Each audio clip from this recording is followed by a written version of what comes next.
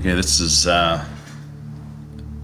part two, I guess. What we're going to do is we're going to work with that feature service that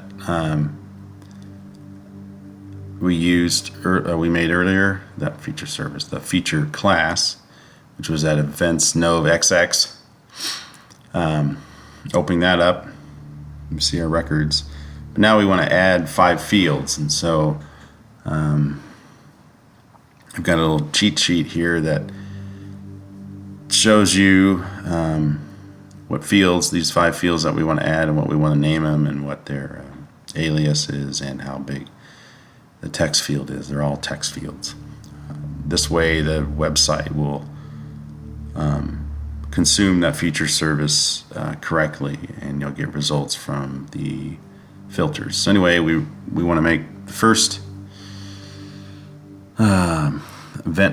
first field would be event ID _2, and we want to make it a text field, and we want to name the alias event ID 2, and give it a length of 15.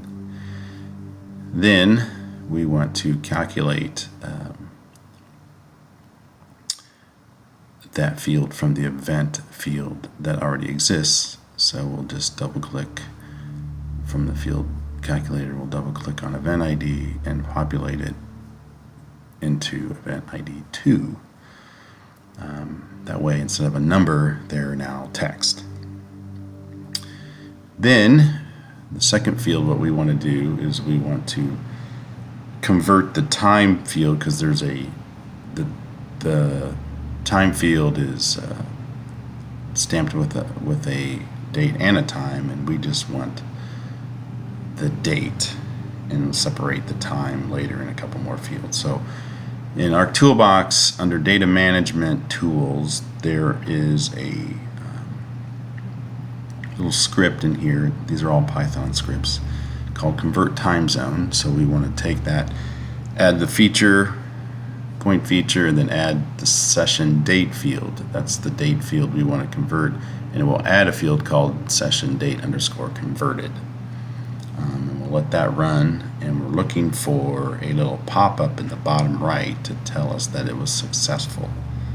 It usually takes a few minutes. You'll see that the feature is actually locked. Now it's unlocked, and now your little pop-up pops up and says, yep, we're done. Awesome. So let's go take a look at that. Now it made, as you can see, it made a converted field, but it gave the date and the time, which it all defaults to 6 a.m. Anyway, so now we want to add our third field, which is the session date convert, and we just want the date in that field. So we want to add session date convert. Now watch your spaces. Doesn't like spaces. Database doesn't like spaces, so make sure you get rid of that space, and then give it a length of 20. And then we want to do like we did on the event one, event ID 2, we want to convert session date _ converted to that. We want to go from the left of that field 9 spaces and populate it with the first 9 spaces in the CNV text. Make sure you got a paren at the end, so it's encapsulated there. You hit OK. It does a good job of filling it in, but we want to check these. So a great way to check is select by attribute. Get the select by attribute window up. Scroll down to the field we made and hit get unique values, and now you can just see all the unique values in there. But you notice that the length wasn't long enough. The 9 should have been a 10 on some of those, so we kind of have to run it twice. But you can edit that, say session date like, and then the % is the wildcard, and it will select all the ones that were short a digit. So we select those, just those, and we want to convert those, just the selected ones that are missing the 2016. We want to add a 10 instead of a 9 when we calculate that, and those are good. So then we should have 100% all the dates filled out correctly, and we can check that again through here just to be sure. And you can scroll down, get unique values. You can scroll down through here and see, hey, look, all of them look correct.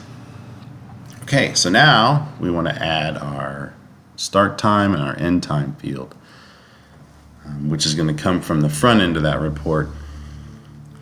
So we'll add our start time field, and then our alias is S time, just because of the web likes to use aliases. It's easier to code. And then end time, text field, E time for alias, and make that 20. And then we want to calculate those fields. We'll get rid of what we had last time. We'll flip back over to our cheat sheet. In our session start time, we want to go from the right of that field. Start time field from the right, hit OK, calculates the start time, and then we can change.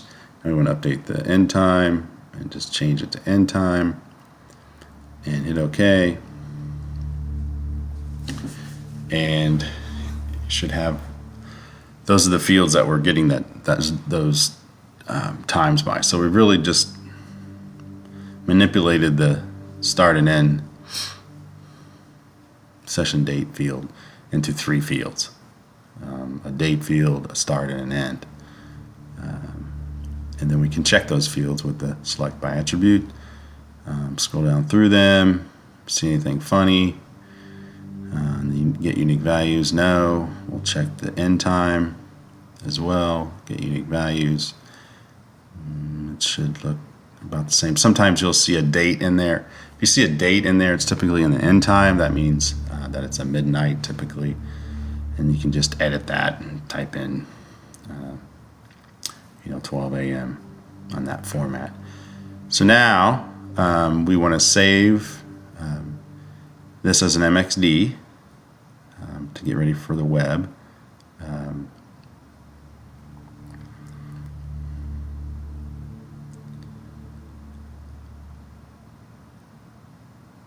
There it is. So we just want to go to a folder that we know and call it event. Something, doesn't really matter.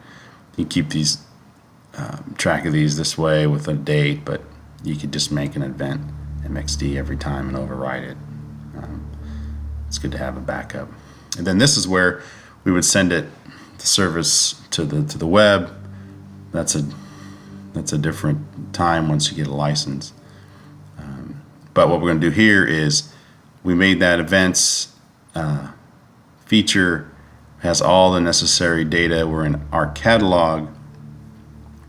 So what we want to do here is I'm just showing you that is the one we made. It has all the 5 fields that we've added. So what we want to do is create a new file geodatabase, and I did this earlier. I just call this Hooper Send, which is you can just send me the feature that you made, the event feature that you made, and copy that into this Hooper Send geodatabase, and then zip that up and send to me via email. It's small, and that way I could just send it to the web until you get an organization license.